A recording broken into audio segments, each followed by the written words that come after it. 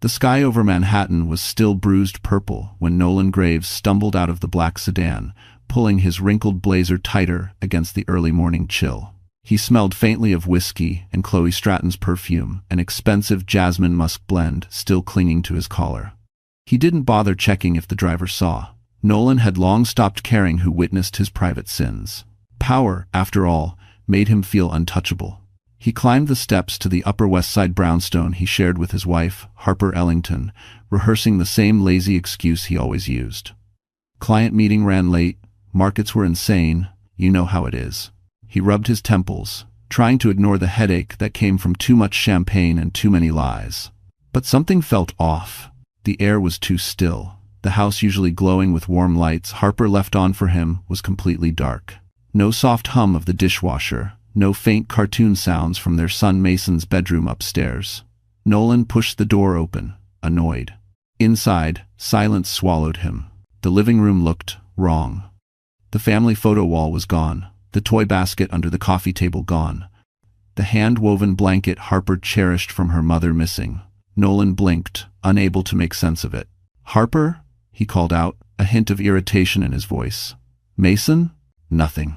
He moved deeper inside, heels clicking against hardwood floors that echoed in a way they never had before. His heart gave a strange, uncomfortable twitch. He flicked on a light switch. Then he froze. Two NYPD officers stepped out from the dining room, their uniforms crisp, their faces unreadable. The older officer, graying temples, steady gaze, spoke first. "Mr. Graves?" Nolan straightened, smoothing his shirt. "Is there a problem?" The younger officer held a folder. "Your wife has filed a statement. We've been instructed to wait for your arrival." "My arrival?" Nolan scoffed. "This is ridiculous. Where is Harper? And my son?" The older officer exchanged a look with his partner, then gestured to the dining table. On it sat Harper's old iPad, a sealed envelope, and a stack of printed documents, legal documents. Nolan's stomach dropped. "What the hell is this?" The older officer answered calmly. "Mr. Graves, you may want to sit down." Nolan didn't move. His hands curled into fists. "Tell me where my wife is." The younger officer opened the folder, revealing photos, timestamps, and financial printouts Nolan instantly recognized because he had tried to erase them. "Sir," the officer said quietly, "your wife is safe, but she won't be returning here, and there's evidence we need to discuss." For the first time in his career of lies, Nolan felt something unfamiliar claw at his chest. Fear. And then the officer spoke 5 words that made Nolan's entire world tilt. "You're under immediate investigation." Before the world fell apart, Harper Ellington was the kind of woman people passed by without truly noticing, soft-spoken, steady, the quiet center of her small universe. She had been a remarkable ICU nurse once, the kind who held hands through emergencies and whispered comfort into the ears of frightened patients. But the long hours and endless night shifts clashed with motherhood, and when her son Mason was born, Harper made the sacrifice Nolan insisted was best for the family. She traded the controlled chaos of the ICU for a modest administrative job at a small private clinic in Midtown. It wasn't glamorous paperwork, phones ringing nonstop, fluorescent lights humming overhead, but Harper made it work. She always made things work. Her coworkers described her as gentle, dependable, the one who remembered birthdays and brought muffins on Fridays. No one knew she often cried quietly in the clinic bathroom, overwhelmed by exhaustion and the loneliness of carrying the emotional weight Nolan refused to notice. Every morning, Harper's day began with a quiet ritual. She brewed cheap grocery store coffee in a chipped white mug and packed Mason's school lunch with handwritten notes, little hearts, silly jokes, reminders that she loved him. Then she'd stand by the window of their Upper West Side brownstone, watching the city wake up. Yellow cabs flashing past, commuters rushing toward the subway, the skyline glowing against the rising sun. Nolan never saw that version of her. He was always already gone at the gym, at the office, at a meeting, at a dinner, always somewhere that wasn't home. Harper still tried. Dinner waiting on the stove, birthday surprises, thoughtful texts he rarely answered. She forgave the missed anniversaries, the late nights, the unexplained credit card charges. She convinced herself that every marriage hit rough patches, that Nolan was simply under pressure, that if she were patient enough, loving enough, understanding enough, he would come back to her. But the more she bent, the more he broke her. One night, weeks before everything imploded, Harper sat alone at the kitchen table, long after Mason fell asleep. Nolan had texted that he'd be home late again. Her eyes wandered across the dimly lit room, the fridge covered in Mason's drawings, the family calendar filled with crossed-out dates Nolan never honored, the iPad glowing with unread messages. Life had become a loop of waiting and wishing. She didn't know yet that Nolan was spending that same night in a penthouse suite at the Park Hyatt with Chloe Stratton. She didn't know he laughed easily with another woman, touched her with hands that had grown cold toward his own wife, promised her things Harper had begged him to say for years. But she felt it. A gut-deep ache, a whisper of truth she wasn't ready to face. Harper closed her eyes, took a shuddering breath, and whispered into the quiet house, "Please, just let me be wrong." She wasn't, and the first crack in her world would come from a device she never meant to check, a single notification that would expose everything. New York City had a way of swallowing people whole, its rhythm fast, its expectations sharp, its beauty a double-edged sword. For Harper Ellington, the city wasn't glamorous or cinematic. It was simply the place she tried every day to keep her life from collapsing. Their brownstone on the Upper West Side looked perfect from the outside. Ivy trailing along the brick, a polished blue door, a tiny stoop garden Harper tended with stubborn hope. Neighbors often complimented her lavender pots and the way her son Mason's drawings decorated the front window. They assumed the Graves-Ellington family was just another comfortable Manhattan household. But inside, the cracks had been widening for years. On weekday mornings, Harper took the subway to Midtown, squeezed into the E train with hundreds of worn-out faces. Her clinic stood wedged between a bakery and a nail salon, a narrow building with peeling white paint and windows that rattled in winter winds. Inside, the walls were plastered with children's artwork and faded posters reminding patients to get their flu shots. It wasn't prestigious, but it was hers. A place where people were kind, where her efforts mattered. Meanwhile, Nolan Graves lived in an entirely different New York. He worked in a sleek glass tower on Wall Street, where the elevator walls glowed with brushed steel, and everyone wore tailored suits that cost more than Harper's monthly salary. From the 37th floor, he could see the Manhattan skyline glittering like a promise, one he believed he deserved more than anyone else. His office bore quiet luxuries. A Mont Blanc pen on his desk, a leather chair that smelled faintly of cedar, a MacBook Pro always open to stock tickers and financial models. Nolan loved the city for what it gave him. Status, admiration, the illusion of power. He navigated rooftop bars, Michelin-star dinners, and client lounges like he was born for them. But he'd once told Harper, back when he still held her hand, that none of it meant anything without her. Somewhere along the way, he forgot. Harper felt the shift most starkly during evenings at home. She would sit in the living room with Mason, reading picture books under the soft glow of a lamp, while Nolan claimed he needed to analyze markets on his laptop. He rarely looked up. Harper used to watch him with quiet longing, remembering when he used to pull her close on the couch, kiss her forehead, and tell her she made Manhattan feel like home. But now, the distance between them felt wider than the Hudson River. At night, when the city hummed outside their bedroom window, Harper stared at the ceiling, trying to figure out when her life had drifted so far from the warm simplicity she once imagined.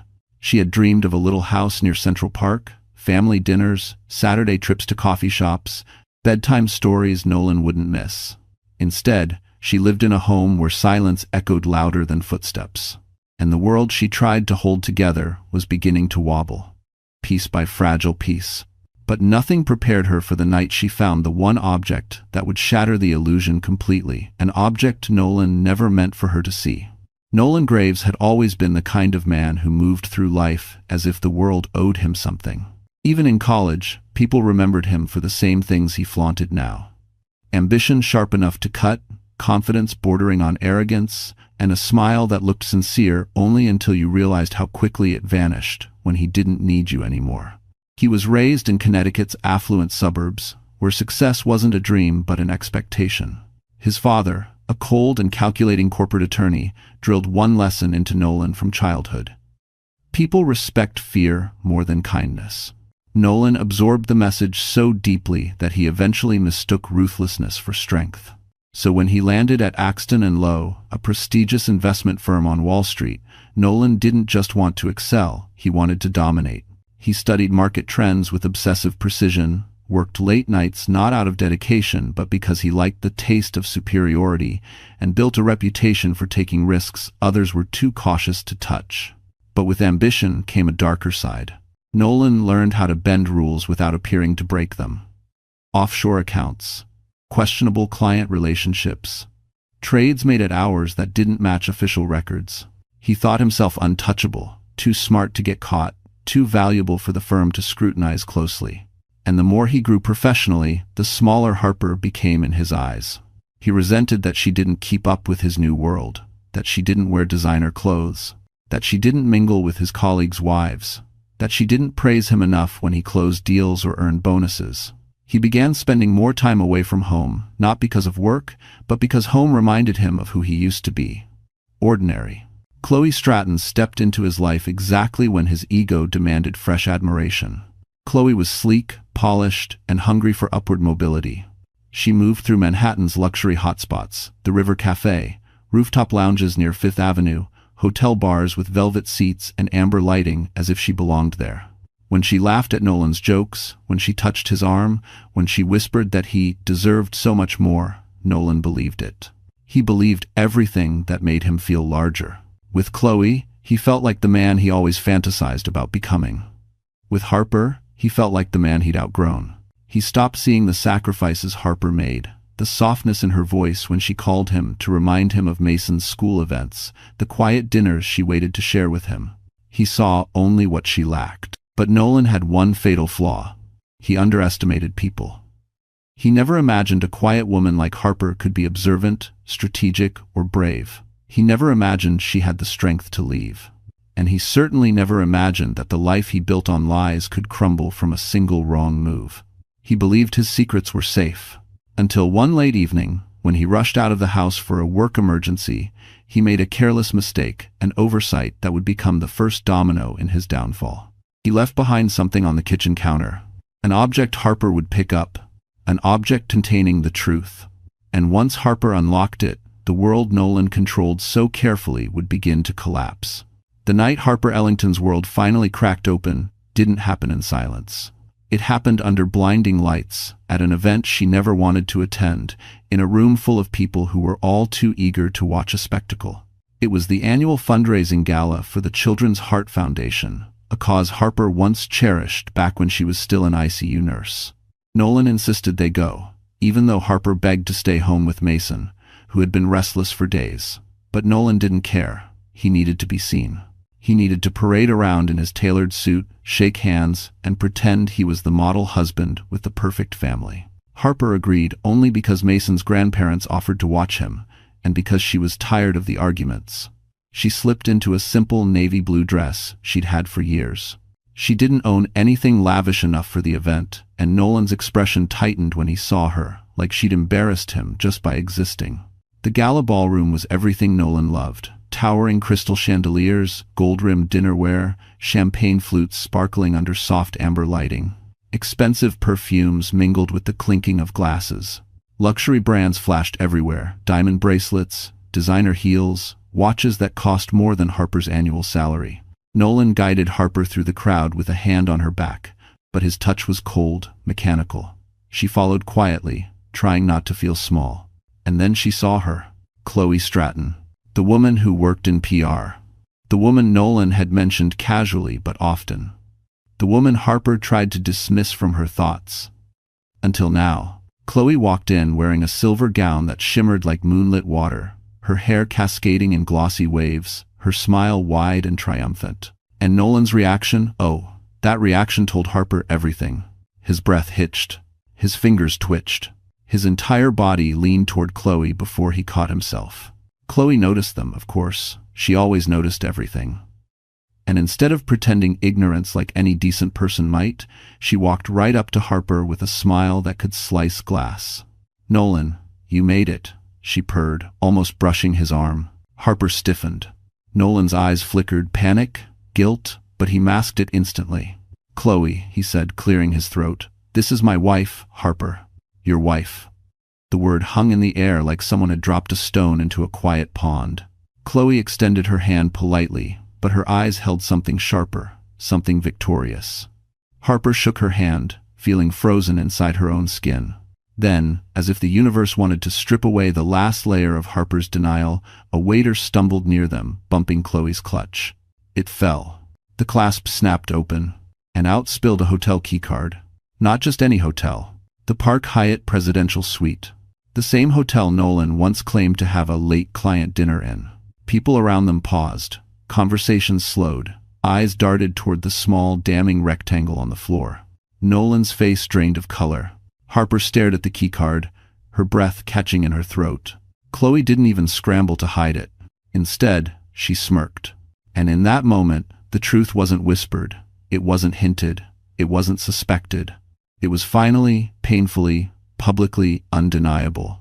And before Harper could even step back, someone in the crowd gasped because the keycard wasn't the only thing that had fallen.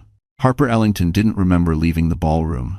One moment, she was standing under the shimmering chandeliers, staring at the hotel keycard on the marble floor. The next, she was walking blindly through the lobby, her vision blurring, her breath shallow, the sound of distant music fading behind her like a cruel joke. Her heels clicked against the polished floor, but her legs felt numb, almost detached from her body. She pushed through the revolving doors and stepped into the cold Manhattan night. The air hit her like a slap. Taxi lights blurred into streaks of yellow, and pedestrians brushed past her without a second glance. In a city of millions, her heartbreak became just another whisper, swallowed by the noise.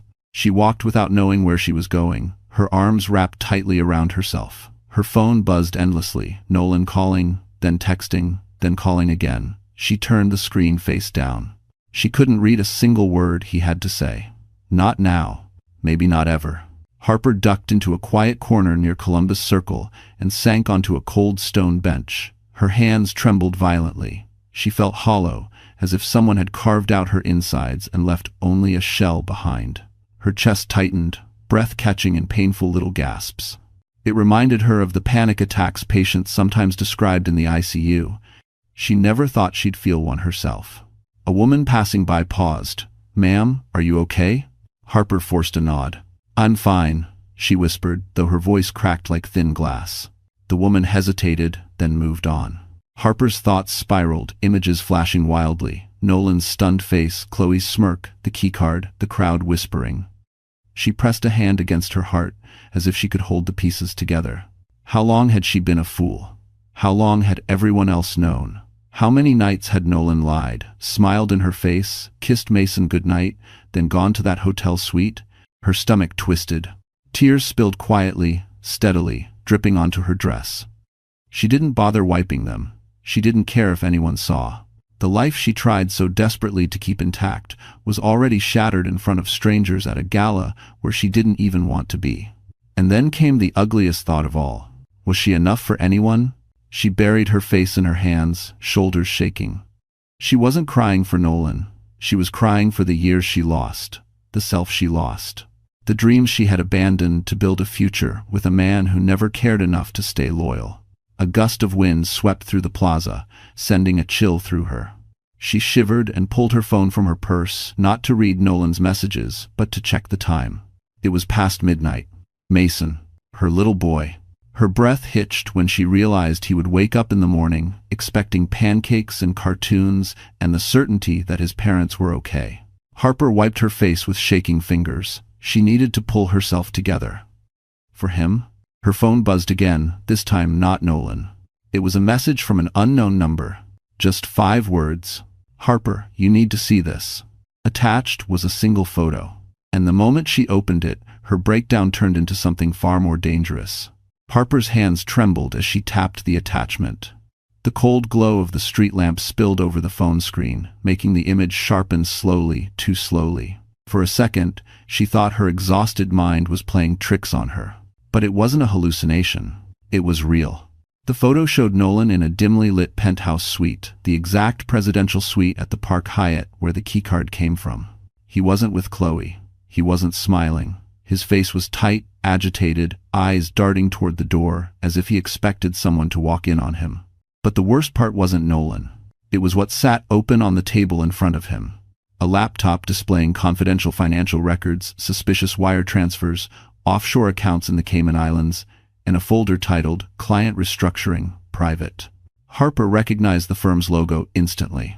She'd seen Nolan glance at reports like that on their home computer. But this wasn't normal business.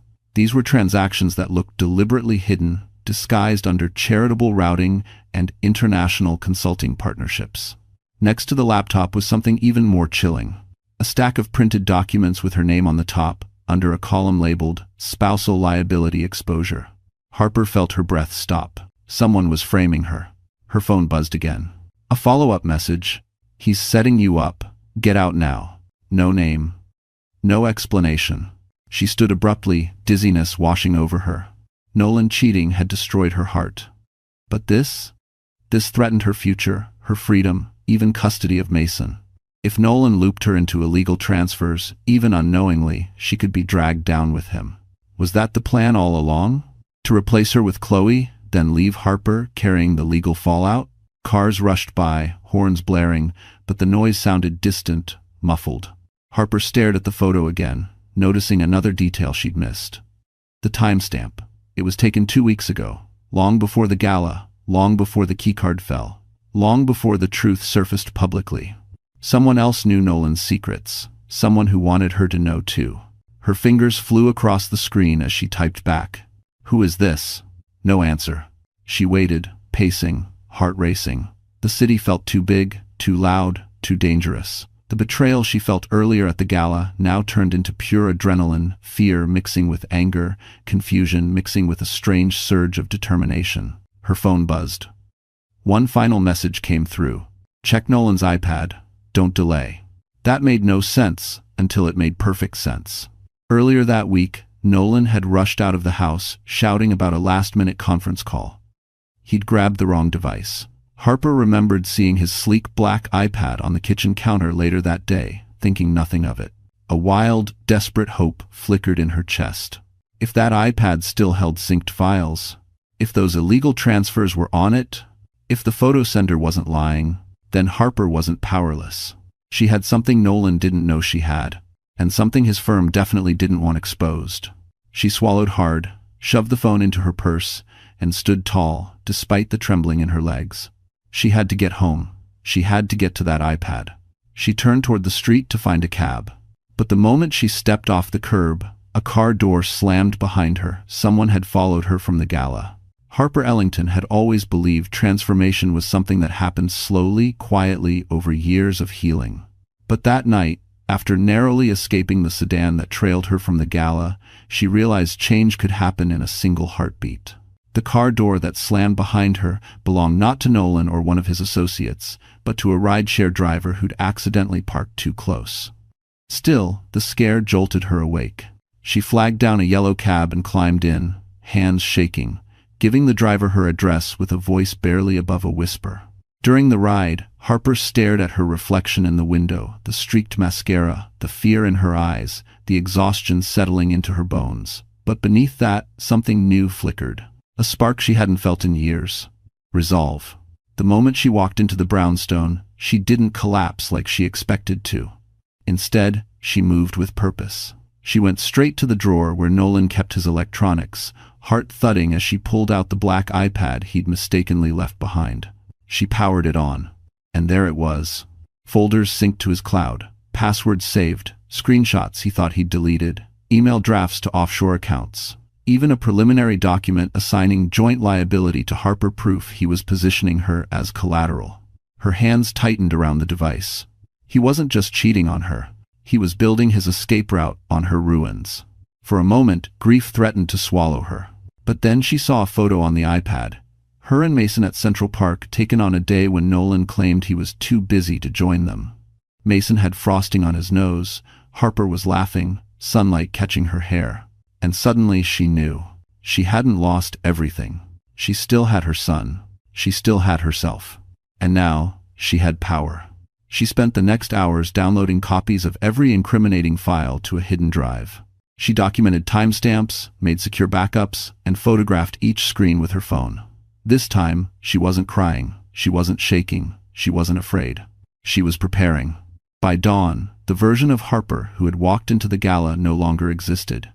In her place stood a woman who had survived humiliation, betrayal, lies, and danger, and still rose. She showered, wiped away the mascara streaks, and combed her hair with steady hands.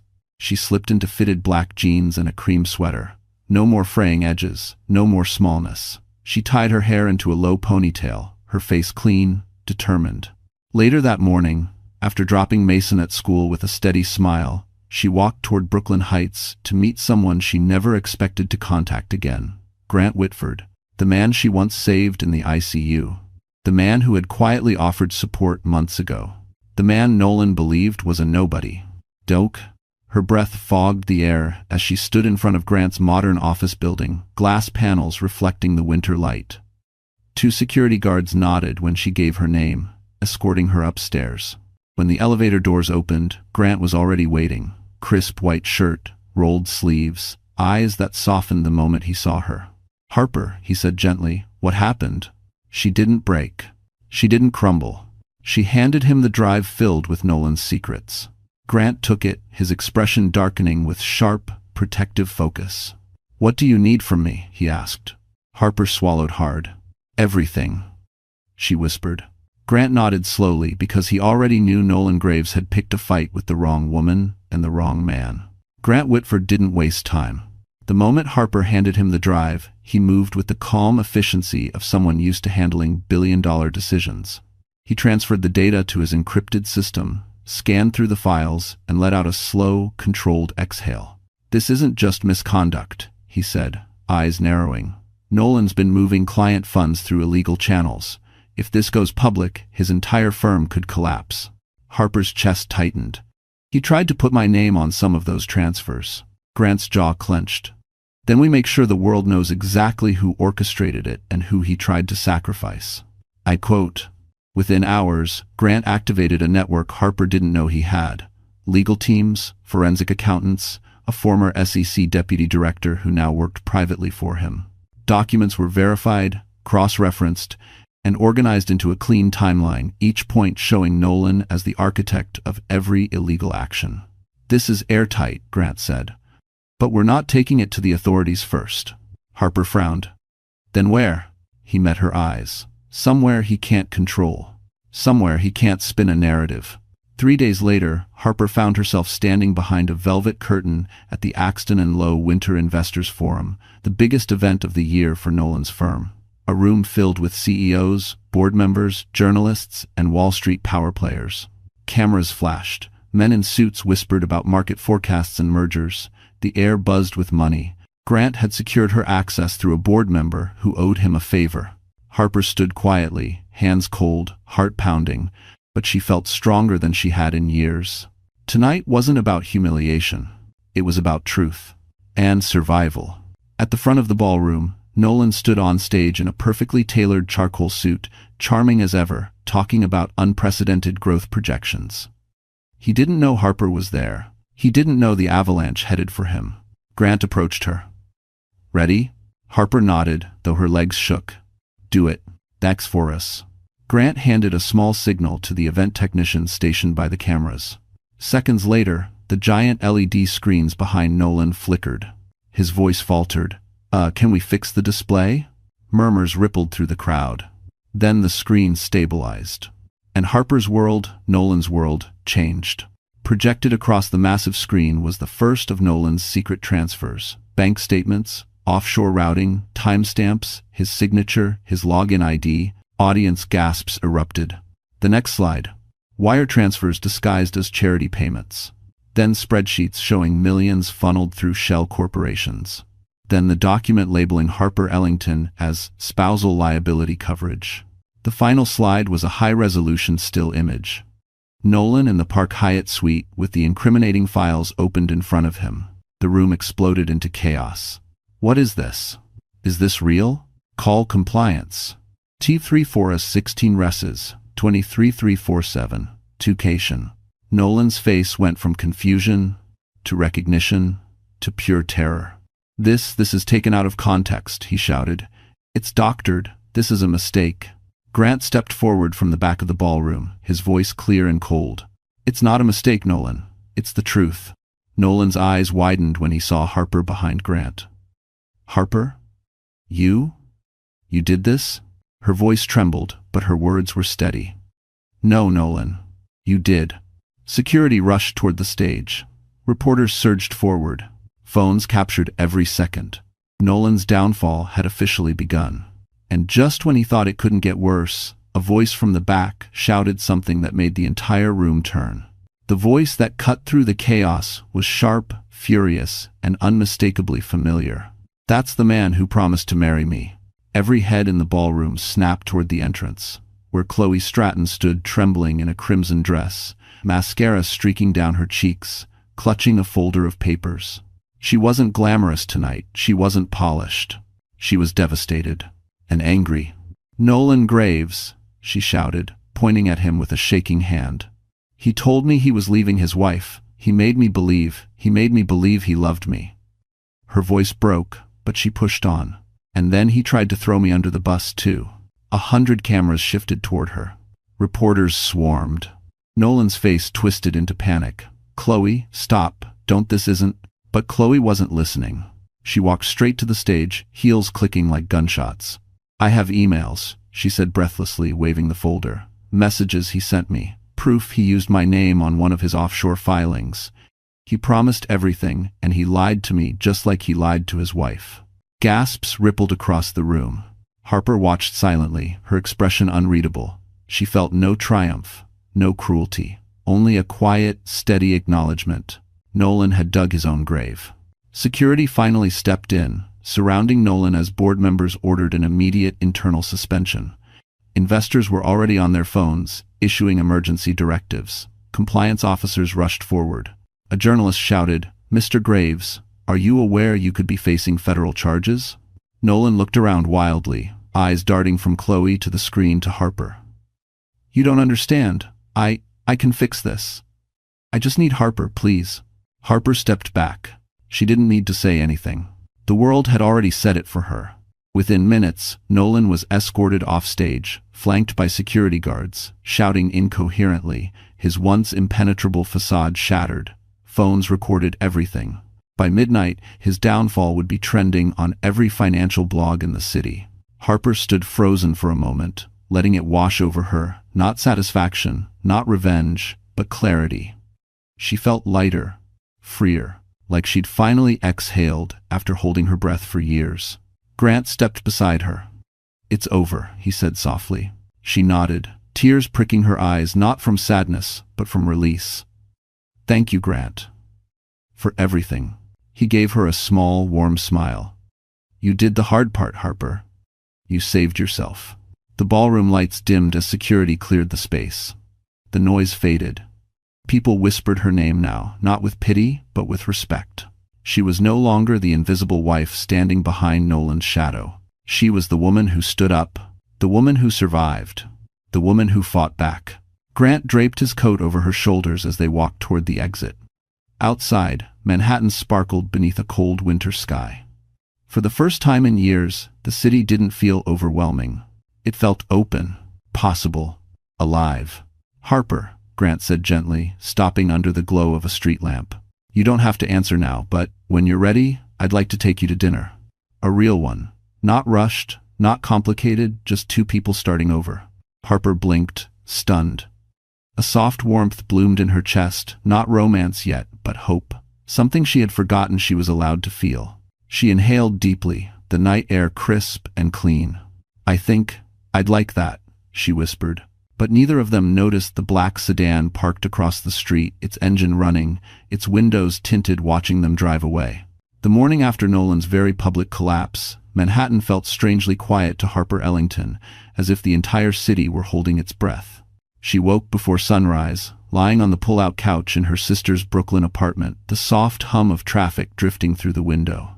Mason was still asleep in the next room, curled up with his stuffed dinosaur. For a moment, Harper allowed herself the luxury of stillness. But peace never stayed long in a story like hers. By 7 a.m., her phone was vibrating nonstop. Headlines exploded across financial news sites. Axton and Lowe executive exposed in illegal transfers. Whistleblower wife reveals shocking internal misconduct. Nolan Graves suspended pending federal investigation. She swallowed hard. Seeing her name attached to the word whistleblower felt unreal. She hadn't done this for fame. She'd done it to survive, to protect Mason, to break free. When she turned on the small TV in the kitchen, reporters were already camped outside Nolan's luxury building on the Upper West Side. He wasn't seen leaving. Statements from the firm were clipped and cold. Lawyers refused to give comments. Harper shut the TV off. The last thing she needed was more noise. But the day didn't let her hide. Around noon, she met Grant Whitford again, this time at a quiet coffee shop tucked between brownstones in Brooklyn Heights. He sat waiting with his laptop open, sleeves rolled up, a stack of printed documents neatly arranged beside his espresso. "You held up?" he asked gently. Harper managed a tired smile. "Not really." Grant leaned forward, lowering his voice. "You're strong, but this is just the beginning. Nolan isn't the type to go down quietly." She knew that too well. He slid a folder toward her. Inside were legal updates, emergency motions filed by Nolan's attorneys, attempts to freeze assets Harper needed for Mason's care, and an aggressive challenge to temporary custody. Her stomach twisted. "He's claiming you intentionally damaged his career," Grant said, "and he's trying to spin the financial transfers as joint household investments." Harper's breath stuttered. "Meaning he's still trying to drag me into it." Grant nodded grimly.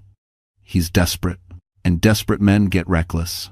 Before she could respond, her phone buzzed with an unknown number. Against her better judgment, she answered.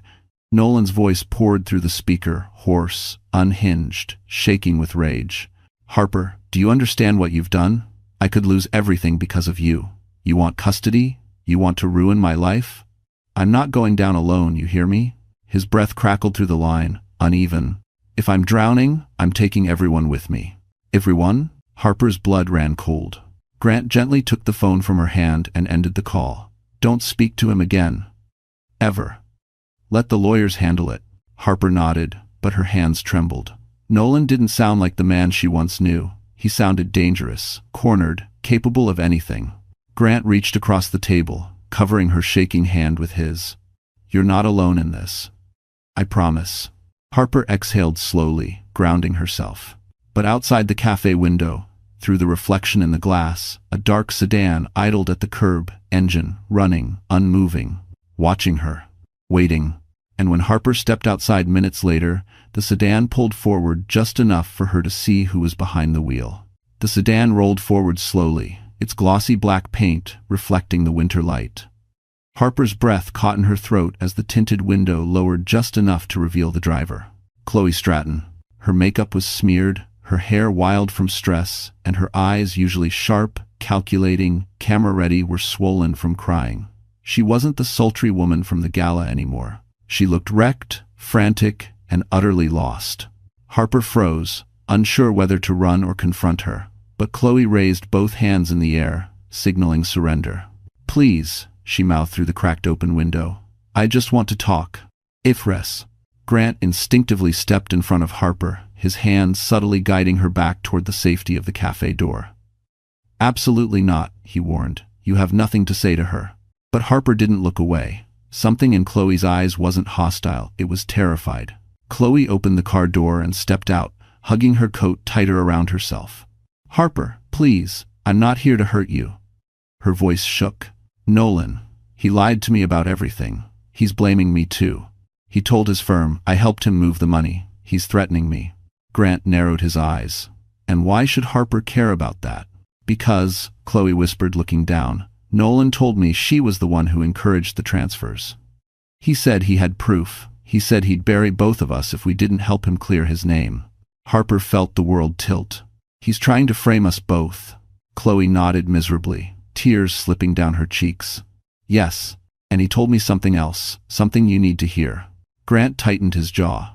"Harper, we should go. Whatever she has, we can get through legal channels." But something in Chloe's trembling posture tugged at Harper's instincts, the old nursing empathy she thought she'd lost. "Grant," Harper said softly, "let her speak." Reluctantly, he stepped aside but stayed close, never taking his eyes off Chloe. Chloe's voice dropped to a whisper. "There's a backup. A hidden drive Nolan keeps off-site. It has everything. The real documents, the ones he hasn't altered. If he destroys it, the authorities will never see the full trail." He'll say, "You fabricated everything." Harper felt a chill crawl up her spine. "Where is it?" Chloe swallowed hard. "A storage unit in Chelsea, under a fake business name." Grant cursed under his breath.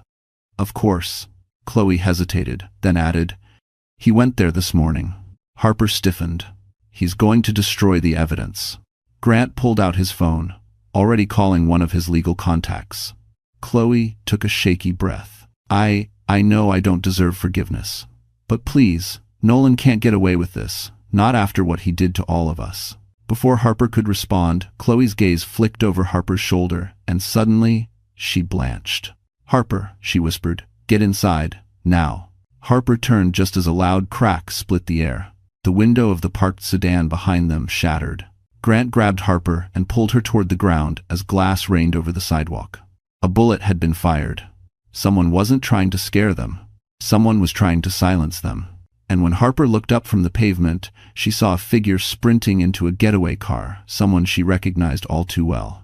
Harper Ellington barely had time to process the crack of the bullet before Grant pulled her behind a parked SUV, shielding her with his body as screaming pedestrians scattered across the sidewalk. Glass glittered on the pavement like cruel confetti, and a cold wind swept through the Brooklyn street, carrying the echo of panic. Chloe crouched behind the cafe's brick wall, shaking violently. "Oh my God, he actually..." Grant snapped, "Stay low." His eyes scanned the street with surgical precision. Harper blinked through the shock, heart hammering against her ribs. "That figure running, did you see?" "Yes," Grant said, voice tight. "I saw him." It wasn't Nolan. It was Nolan's longtime friend, a man Harper always thought was just a golfing buddy, Trevor Lane. Nolan had introduced him at a holiday party years ago, calling him just an old college friend with a security company. Harper never liked him. Something in his eyes had always looked too cold, too calculating. Now she understood why. Trevor wasn't a friend. He was a fixer, someone who cleaned messes, someone who made problems disappear. Grant rose slowly, keeping Harper behind him. "He's not trained enough to stick around. A warning shot means he's rattled, but he'll be back if Nolan thinks you're close to exposing the whole thing." Harper felt her stomach twist. "He's willing to commit a crime in broad daylight?" "He's desperate," Grant said, "and desperate men act stupid." Chloe finally found her voice, trembling. "Nolan told me Trevor could handle loose ends. I didn't know what that meant." Harper glared at her, anger mixing with fear. "You helped him. You helped a man who was ready to destroy me, destroy us both." Chloe broke down, sliding to the ground. I know. I was stupid and selfish, and now he's coming after me too." He said, "If I talked, I'd regret it." Grant stepped between them. "Enough. Standing here arguing won't help anyone. We need to move." He helped Harper to her feet, his hand firm and grounding. Sirens wailed in the distance. Someone must have called the police, but Grant shook his head. "We can't stay for statements. If Trevor reports back to Nolan that you survived the shot, he'll escalate." Harper stared at him. "So where do we go?" "To the one place Nolan doesn't know exists," Grant answered. "My private residence in Tribeca. It's secure, off-grid, and no one gets in without my approval." His tone darkened. "And we'll regroup from there." He turned to Chloe. "You're coming too. Until we figure out the storage unit and the backup drive, you're a target." Chloe nodded weakly, wiping her face.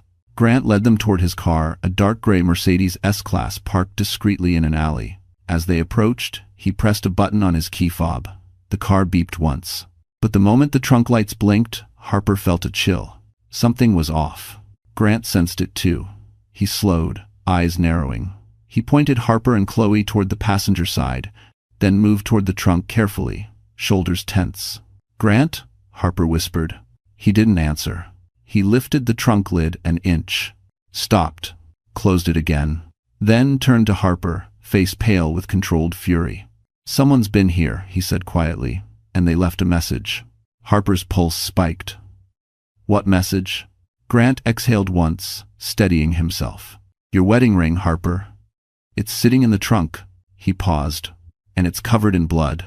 Before Harper could speak, Grant added two more words that froze her where she stood. "It's not yours." Harper stared at Grant, the world narrowing into a single, suffocating point. Her wedding ring, something she had taken off the night Nolan broke her heart, was lying in Grant's trunk, covered in blood that wasn't hers. Her voice came out as a whisper. "Whose blood is it?" Grant shook his head. "I don't know yet, but it's fresh, still warm when I touch the metal." Chloe backed into the side of the alley, her breath quickening. He's framing her. Nolan's trying to make it look like she did something violent. "No," Grant said sharply, lifting a hand. "This isn't just framing. This is a message. He wants Harper to panic. He wants her destabilized so she makes mistakes." Harper wrapped her arms around herself, nausea rising. "He's getting worse. He tried to shoot at us, now this. Grant, what if he hurt someone else to get to me?" Grant stepped closer, placing a steadying hand on her shoulder. "Then we stop him before he gets the chance." He reached into his coat, pulled out a pair of gloves, and opened the trunk fully. Harper forced herself to look. The ring sat in the center of the trunk floor, the gold band smeared with dark crimson streaks. Next to it lay a folded scrap of paper. Grant carefully unfolded it. Harper watched his expression shift from confusion to anger, to a deep, unnerving worry. "What does it say?" she whispered. Grant hesitated, then read it aloud. "She won't get away again." The alley suddenly felt colder. Chloe gasped. "Oh my God, he took someone." And when Harper's knees buckled and she grabbed the car door for support. Who won't get away?" Grant folded the note with controlled precision. "We don't know yet. But whoever it is, Nolan wants Harper to believe she's next." A wave of dread crashed through her. "He wouldn't hurt Mason?" "No," Grant said firmly, gripping her arms. "Mason is safe at your sister's. I personally confirmed it before we left the cafe. This," he gestured to the ring, "is psychological warfare, Harper. Not kidnapping. Not yet."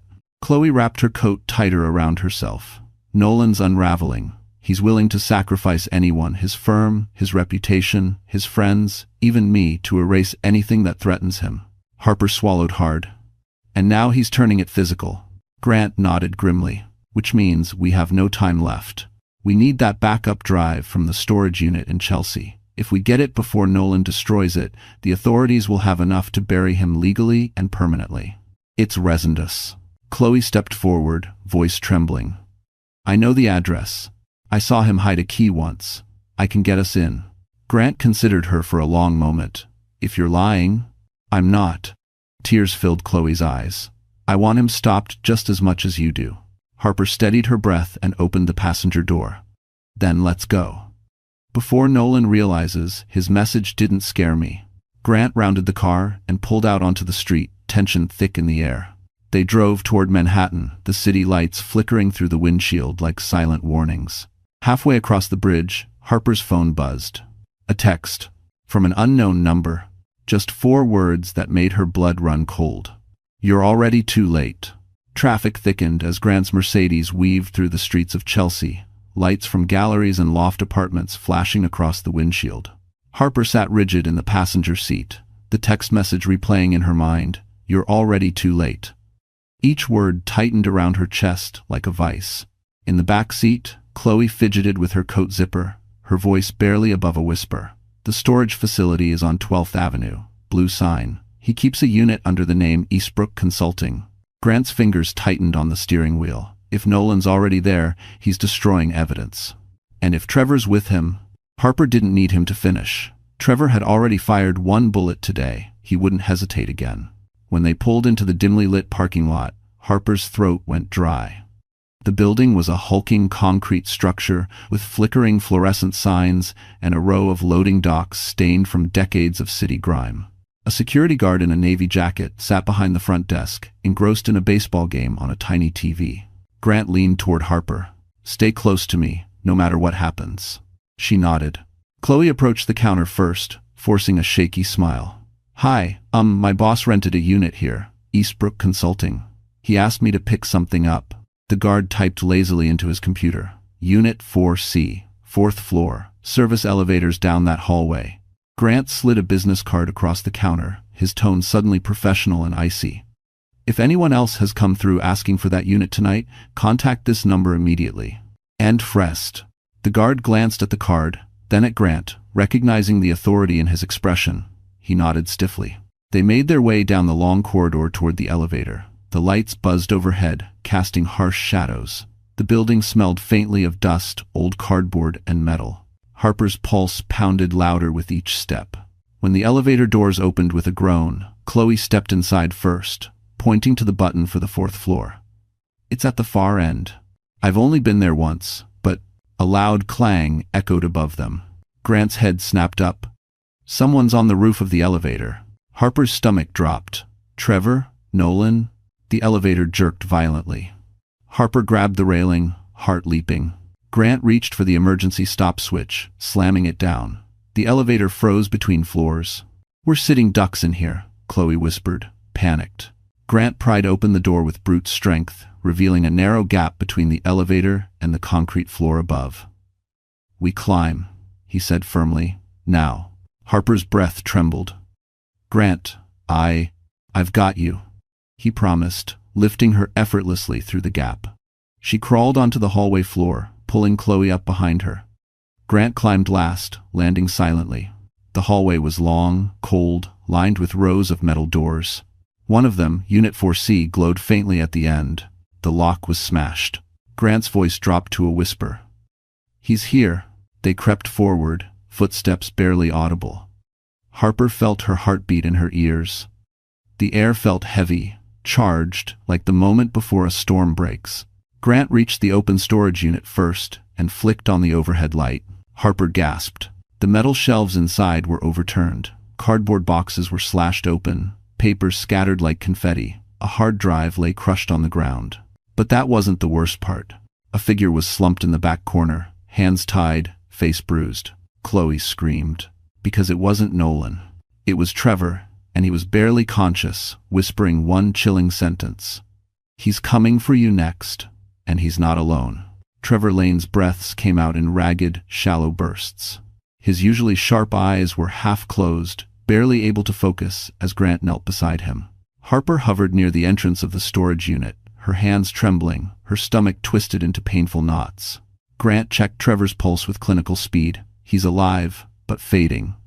Someone worked him over hard. Chloe stood frozen, her face pale. Nolan did this? To his own friend? Trevor let out a weak, humorless laugh, more blood than sound.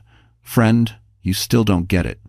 His voice was raspy, barely audible. "Nolan doesn't have friends. He has tools. And when a tool stops working..." His head dropped back against the wall. Harper swallowed hard. "Trevor, who's with him? Who's helping him now?" Trevor's eyelids fluttered. "Not helping, controlling." A shiver ran down Harper's spine. "Controlling? Who?" Trevor struggled to speak, forcing each word out like broken glass. "The investors, the private ones, the ones funding his offshore accounts. They're not just wealthy, they're dangerous. They own people. They own outcomes. And Nolan promised them returns he couldn't deliver." Grant's expression hardened. "So he falsified the numbers, laundered the money." Trevor nodded weakly. "And now they're cleaning up the mess. Nolan, he's expendable. But you," his gaze flicked toward Harper, full of warning, "you exposed everything. That makes you a threat. And threats get erased." Harper felt her knees weaken. She pressed a hand against the metal shelf to steady herself. "So they're after me because I uncovered what Nolan did?" Trevor coughed violently, blood streaking his lip. "No. They're after you because Nolan told them you were the one who stole the data." His gaze locked on hers. He pointed them straight at you. The room seemed to shrink. Harper felt the breath punched from her lungs. Of all Nolan's betrayals, this one burned the deepest. Grant stood slowly, his voice low and furious. "We're done reacting. We take control now. 8-1. And who won 9? Into 7. But Trevor wasn't finished. He reached shakily into his jacket pocket, pulling out a small USB drive smeared with dried blood. "He didn't find this one," Trevor whispered. "The last backup, the real one. Get it to the right people, and they'll take Nolan apart, but you didn't hear this from me." Grant gently took the drive. "Who else knows about it?" Trevor's voice dropped to almost nothing. "Just me. And Nolan's handler, a man named..." He didn't finish. A sharp crack echoed down the hallway. Harper spun around. "What was that?" Grant's eyes narrowed. Footsteps. Running. Chloe backed up until she hit the metal wall, shaking. They found us. Oh God, they found us. Grant pushed Harper behind him. Stay close. Do not leave my side. Trevor looked up one last time, pain in his eyes. Run. You can't fight them. Grant grabbed Harper's hand and pulled her toward the unit's exit. But as they stepped into the hallway, the overhead lights suddenly flickered. Once, twice, before shutting off entirely. Darkness swallowed everything. A deep, unfamiliar male voice echoed through the hall. Harper Ellington. We've been waiting for you. The darkness inside the storage facility wasn't natural. It felt deliberate, heavy, suffocating, like someone had flipped the power with full intention. Harper Ellington's breath hitched as her eyes struggled to adjust. The metallic scent of dust filled the air. Beside her, Chloe whimpered, covering her mouth to muffle the sound. Grant's hand tightened around Harper's arm, grounding her. His voice was low but steady. Don't move. Whoever that is, they want you to panic. But panic was already clawing at her ribs. The footsteps approached slow, measured, confident. Whoever this man was, he wasn't rushing. He wasn't afraid. He expected to find them exactly where they stood. Then he spoke again, his voice smooth and commanding, the kind that could convince a boardroom or terrify a witness. Harper, Nolan warned me you were stubborn. A pause. And in my line of work, stubborn people don't live long. Chloe clutched Harper's sleeve, nails digging into the fabric. That's him, she whispered, trembling so hard her teeth chattered. Nolan's handler, the investor he bragged about. I saw him once leaving a meeting. His name is... A click echoed in the hallway. The unmistakable sound of a gun being cocked. Grant moved instantly, pulling Harper and Chloe behind a metal pillar. Don't say his name, he whispered. Don't give him power. The handler chuckled softly. Grant Whitford, I know you're with her. You weren't on our radar before, but you are now. His voice hardened. Walk away, Grant. This doesn't concern you. Like hell it doesn't, Grant muttered under his breath. A beam of a flashlight sliced through the darkness, sweeping across the corridor. Harper held her breath as the light passed inches above her head. Grant's arm pressed protectively around her, shielding her from view. The flashlight beam stopped directly on the storage unit behind them, the one Trevor had been found in. The handler exhaled sharply. Tsk, poor Trevor, loyal idiot, always cleaning messes but never smart enough to prevent them. Harper felt bile rise in her throat. Trevor didn't deserve this. No one did. The handler continued down the hall, flashlight lowering. Nolan is in custody now. He panicked after the investors confronted him. He told us one thing before he cracked, that you, Harper Ellington, were the one who stole the documents. Harper's pulse roared in her ears. Grant leaned in. He's lying, trying to shift blame to save himself. But the handler wasn't finished. Our arrangement with Nolan is over. But you, Harper, you cost us millions. And we are not forgiving. Chloe gasped quietly. The handler stopped walking.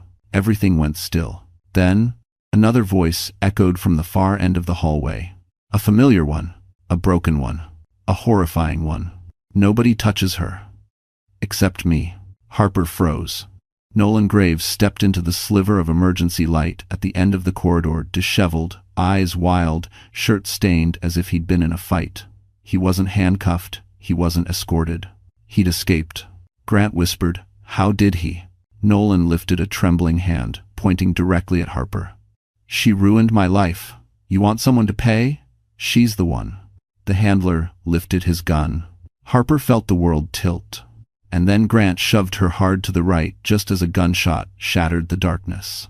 The gunshot tore through the hallway, ricocheting off metal doors and concrete. Harper Ellington hit the ground as Grant shoved her aside, his arm locking protectively around her shoulders. The smell of burnt gunpowder filled the air. Chloe screamed, collapsing behind a storage crate, hands over her ears. For a moment, everything blurred. Light, sound, breath. Then Harper's vision snapped back into focus. Grant was lying beside her, chest rising and falling in short, tight breaths. Her heart seized. Grant, did he hit you?" Grant gritted his teeth. "Just grazed. I'm fine." But the dark smear on his sleeve said otherwise. The handler's voice echoed down the corridor, unbothered, amused. "You're only delaying the inevitable, Grant. She dies tonight, Nolan dies too, and this ends clean." Nolan's voice cracked in panic. "No, I didn't agree to that. I said she needed to take the blame, not—" "Shut up," the handler snapped. Harper peeked from behind the crate. Nolan looked smaller than she'd ever seen, him sweating, shaking, eyes wild with fear. The man who once lorded over her life with arrogance was now the weakest person in the room. For the first time, Harper didn't feel afraid of him. She felt pity. And then resolve. Grant pushed himself upright, jaw clenched. "Harper, look at me." She turned toward him, breath shaking. His eyes were fierce, steady, determined. "No matter what happens, you don't run blindly. You stay with me. Understood?" Harper nodded, swallowing hard. Chloe crawled closer, whispering frantically, "We're going to die, we're going to die, we're..." "Chloe." Harper grabbed her hand firmly. "Breathe, stay with us. We're not dying tonight." The handler began walking again, each step echoing like a countdown. "Grant, you're interfering in matters far bigger than you. Step aside, and maybe I'll let you walk away." Grant laughed a dangerous icy sound. "You picked the wrong woman to hunt." The handler paused. "And why is that?" Grant rose slowly, pulling Harper up with him. His voice dropped into a tone Harper had heard only once before when she saved him years ago in the ICU. A tone of power. "Because I'm not just some tech entrepreneur," he said evenly. "And I'm not alone in this." Harper blinked in confusion, but before she could ask what he meant, a new sound cut through the hallway. Boots. Many of them. Heavy, coordinated, moving fast. The handler stiffened. "What the..." Suddenly, blinding tactical flashlights exploded at both ends of the hallway. Shouts filled the darkness. "Federal agents, drop your weapon. Hands in the air.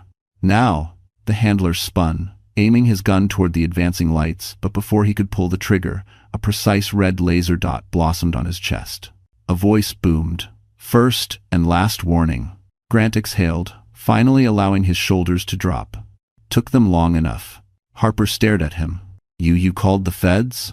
Grant shook his head. "No. I called someone higher." The tactical lights revealed the first agent clearly, and Harper's mouth fell open. It wasn't just federal agents. It was Grant's private security task force, the kind only men with generational wealth and global power had access to. Grant squeezed her hand. "Harper, you're safe now, I promised." But before relief could settle, Nolan made a desperate move. He grabbed Chloe by the wrist, pressing a shard of broken metal to her throat. And his last words before agents raised their rifles sent a shockwave through the hall. "If I go down, she dies with me." Nolan Graves trembled as he pressed the jagged metal against Chloe's throat, sweat dripping from his temples. He looked nothing like the polished Wall Street executive he once paraded himself to be. His suit was torn, his face was bruised. His eyes, wild, unfocused, darted between the armed agents and Harper. "This is her fault," Nolan screamed, voice cracking. "She ruined everything. My job, my name, my life. She turned everyone against me." Harper stepped forward despite Grant's warning hand. Her voice was steady, painfully calm. "Nolan, look at yourself. Look at what you're doing. This isn't about me anymore. This is about you losing control." "If you do, though..." Nolan's grip on Chloe tightened, and she whimpered, tears streaking down her cheeks. "Shut up, Harper. Shut up. You think you're better than me? You think you can expose me and walk away clean?" Grant positioned himself slightly ahead of Harper, shielding her with his body. His private tactical team formed a semicircle around Nolan, every rifle trained on him, every laser dot glowing against his chest. The leader called out, "Drop the weapon. You have 10 seconds. "No," Nolan shouted. "If I go down, she goes with me." Chloe sobbed, "Nolan, please, don't." Her plea seemed to crack something inside him, but not in the way she hoped. His expression collapsed into twisted rage. "You were supposed to help me. You both betrayed me." "We didn't betray you," Harper said quietly. "You destroyed yourself." For the first time, Nolan's eyes flicked to her, not with anger, but with something eerily close to desperation. "Harper, we had a life. You were supposed to stand by me." End quote. Harper swallowed hard. "I stood by you until the day you tried to destroy me to save yourself. That's when our marriage ended." Nolan's face warped. His hand shook harder. Chloe cried out as the metal cut slightly into her skin. Grant's voice shifted deep, commanding, "Nolan, think very carefully. You hurt her, and you'll never see daylight again." Nolan laughed, a broken, hollow sound. "You think I'm scared of prison? I'm already dead. Everything I built is gone because of you, because of her." Harper stepped forward again, ignoring Grant's tense whisper. Her voice softened just enough to reach the shattered man Nolan had become. "You don't have to make this your ending." For one fleeting second, Nolan blinked. His grip loosened, just enough. Grant saw the opening. Now. A flashbang, popped small but blinding, detonating in Nolan's peripheral vision. Startled, he jerked backward, metal slipping from his grasp.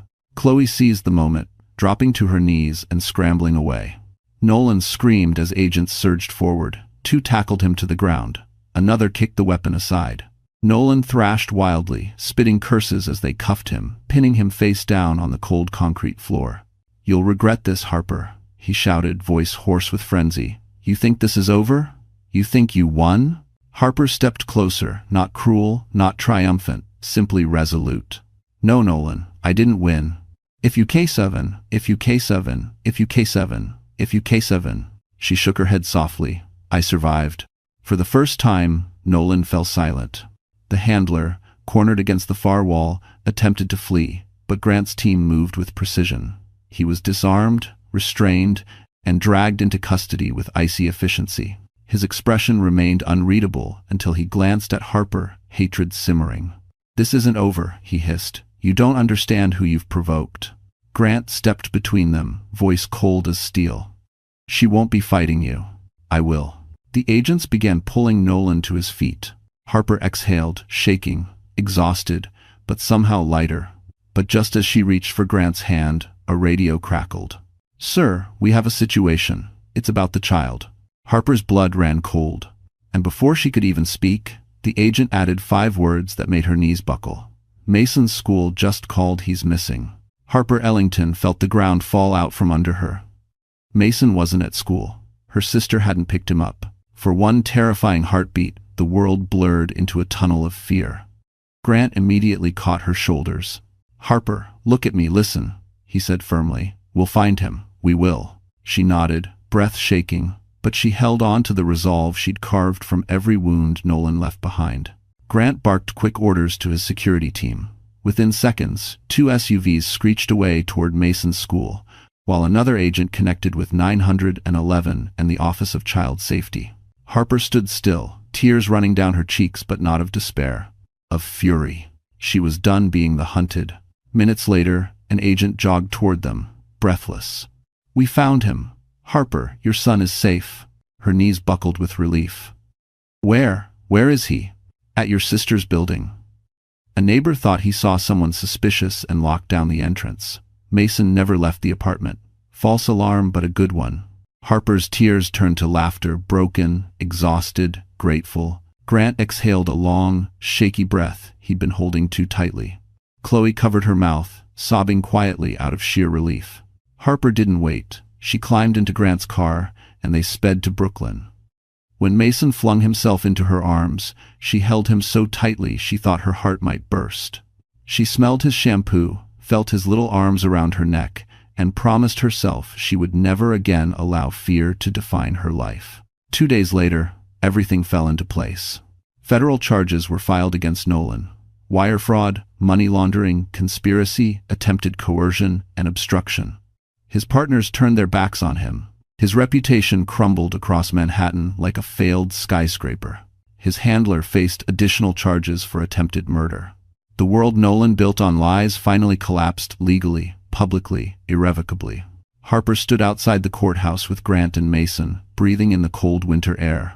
She signed the final divorce decree with steady hands. Full custody, complete protection, financial reparations secured. Nolan's appeal denied. Freedom, at last. Over the next months, Harper rebuilt a life not of survival, but of intention. She returned to part-time nursing, finding joy again in helping people. She launched a small home organizational business with the encouragement of Grant's connections. It flourished quickly. Mason thrived, therapy sessions, soccer practices, laughter growing louder each week. And Grant stayed, patient, gentle, present. He never pushed, never demanded. He simply walked beside her as she healed.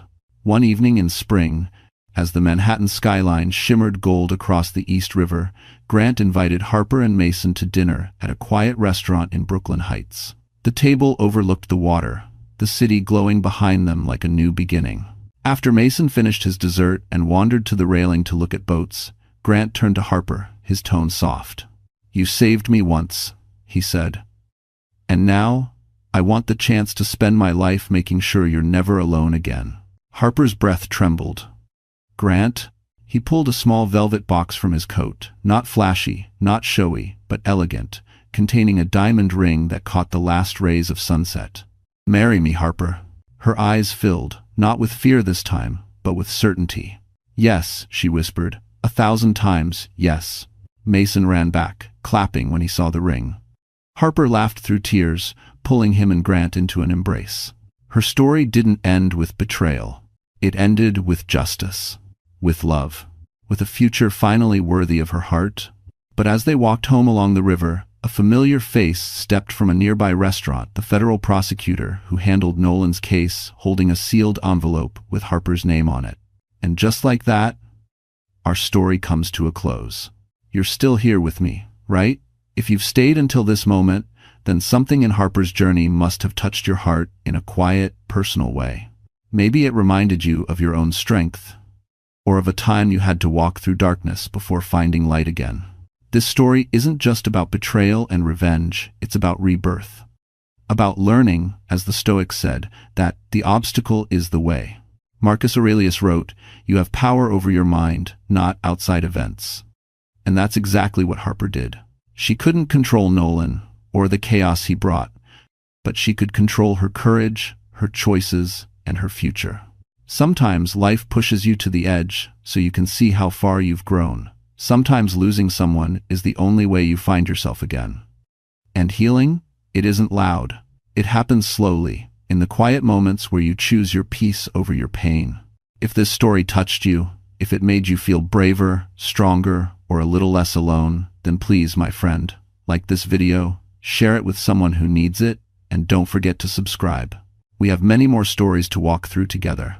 You're not alone, and you're stronger than you think.